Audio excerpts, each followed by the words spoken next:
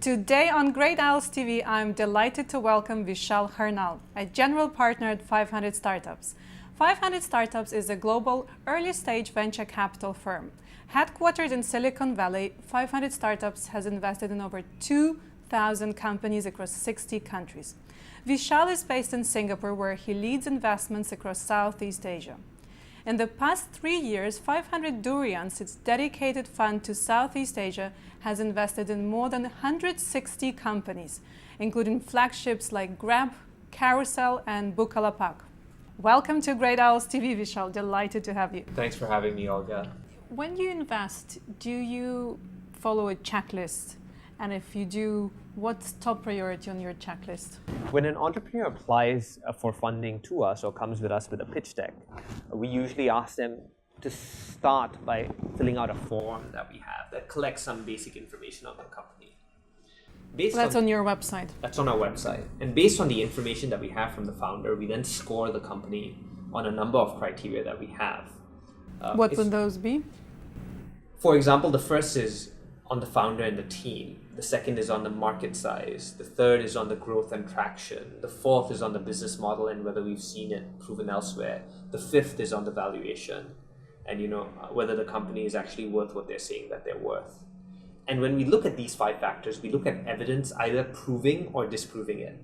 I was a lawyer, legally trained, so this is really important to me, right? That we have actual evidence that suggests whether something is true or false, or are we just using our gut?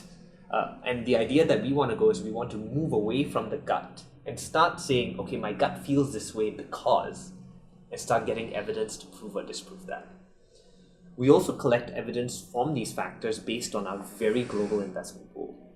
We have over 2,000 investments across the world and data on all of these investments. So we are able to look at precedents in other markets, in other geographies, in other verticals, and benchmark companies and see, okay, how do they perform in the long run? What is an example of a company doing well at the early stage in this space?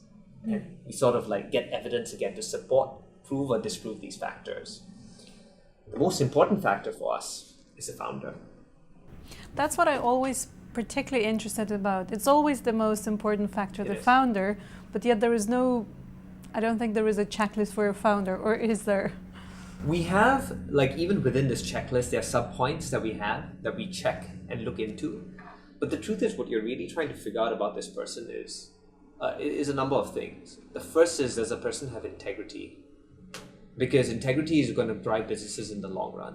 Startups are quote-unquote fast games, but even that fast game is a 7 to 10 year game, right? Exit horizons are not fast. It's not 3 or 4 years. You need someone who can stay the distance and who is able to run a business with integrity during that duration. So even if there's a slightest indication to us that we have doubts about that person's integrity, we don't invest. The second is whether that person has grit or resilience. And you hear a lot of investors saying that, right? But what exactly does that mean? Exactly. And that really means that a sense that this person is in it for the long run and is able to deal with the challenges that running a company, a startup, is going to face. It's not easy street running a company. They're lifestyle businesses and then they're fast-growing businesses. Those latter businesses that we invest in, they can drain the soul out of you. And it's a lonesome journey. It's tiring, it's soul-crushing, but it's rewarding in the long run. But can you survive that passage of time in the interim? Not everyone can.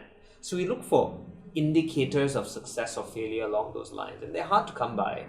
But there are things that you can look at directly. For example, a person has had a history of grit in previous careers, or because of life difficulties or something personal, and we try and see whether we can use that as evidence for or against it. But there's other things that you can look at that sort of give you some indication of whether that person has grit or can survive the long run. For example, how is compensation for that startup structured in the long run over a period of time? And will it keep that person and the team motivated over time or not? So many different factors that you can look at. The center of the universe is the founder. If we don't believe in the founder or we don't believe in that person's team, we just don't invest in the company. It's an automatic no.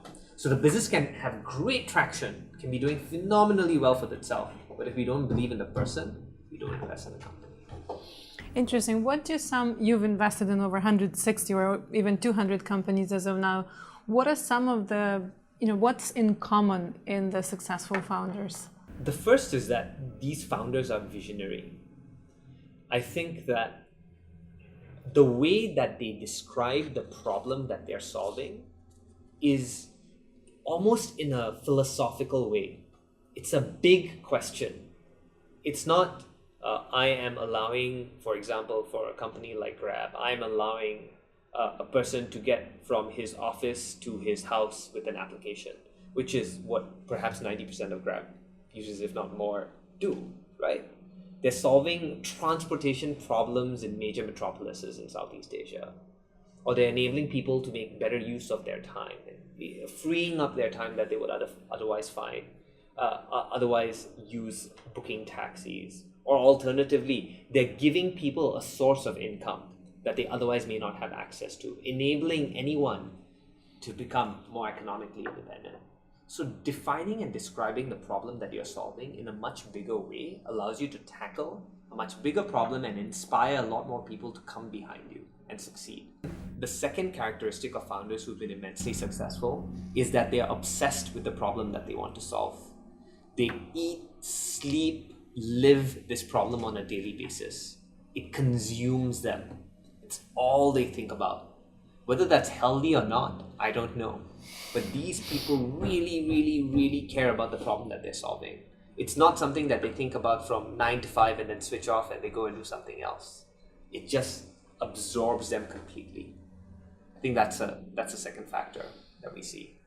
The third, I would hesitate to say this because I don't think it's necessarily true, but we've seen great success in founders that are subject matter experts at what they're doing. So these are people who have personally experienced a problem in a deep and meaningful way. So for example, you're starting a B2B company in the advertising or data analytics space, and you were from the advertising or data analytics space. You experienced some huge degree of inefficiency in the day-to-day way in which that business was run. You noticed that this inefficiency was across the board, that no one was really solving it in a good way, and you had a unique insight towards it. And then you go and start that company. We've seen success with companies like that and with founders who have that sort of like insight or ability.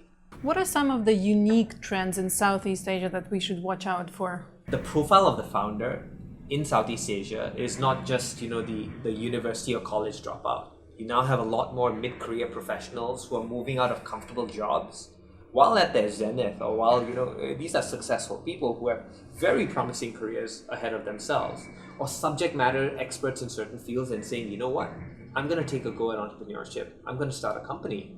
The reason for it's very simple. You've seen examples of success, and that success is local. So when you see Anthony from Grab, when you see Sure from Carousel, when you see Fajrin from Bukalapak, when you see local heroes like this, when you see them build large, successful companies across the region, and they look like you, and they sound like you, and they went to the same schools that you did, you tell yourself, hey, I can do that too. Why don't I give this a shot? I've always had this burning idea. So what's the number one book, a must-read on venture capital? The beginner's book for anyone who wants to get an understanding of how venture capital works is Venture Deals by Brad Feld.